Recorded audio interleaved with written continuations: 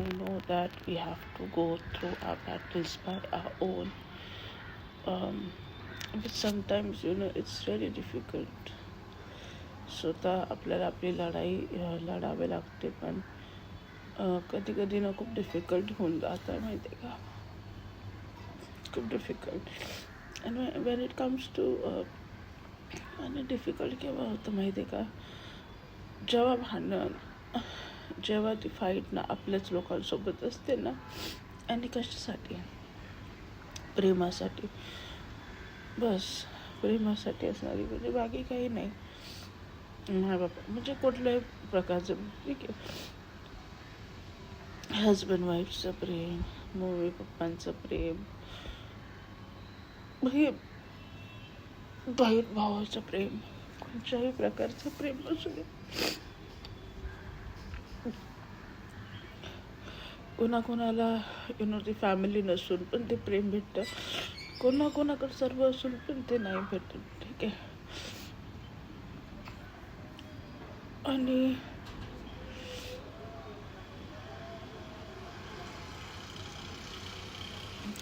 असली माणूस म्हणजे तिथं हारतो माणूस. बस आपल्या लोकांसोबत जेव्हा प्रेमासाठी भांडणं असतात ना,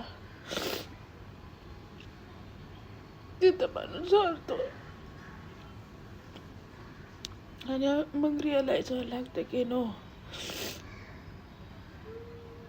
कुठेतरी प्रॉब्लेम आपल्यामध्ये, आपल्यामुळे प्रॉब्लेम होतात हे ना.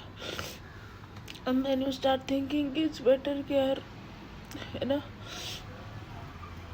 आपण न राहिलेलं बरं, किंवा यांच्यामध्ये नसलेलं बरं, किंवा मग मी येलेलं बरं, की ॲटलिस्ट आहे ना कुठेतरी लांब असावं यांच्यापेक्षा, की जिथं जाऊन हे बघ. कारण आपण असे काही लोक असतो जे खूप हळवे असतो आहे ना. म्हणजे if you don't get that kind of love, if whatever you expect you don't get that love back, that time you start emotionally तुम्ही म्हणजे ब्रेकडाऊन होता, तुम्ही रडता. बट ठीक आहे, some people are not like that है ना. So आणि तुम्ही रडता, आणि तुमच्या रडण्याच्यामुळे, तुमच्या तशा वागण्याच्यामुळे तुमच्या जवळच्या लोकांना त्रास होतो, आणि त्यांना त्रास झाले की तुम्हाला अजून त्रास होतो. So that's why you feel like की यांना त्रास होतो आपल्यामध्ये. ॲक्च्युली ते आपलं मन असतं त्याचं, ठीक आहे.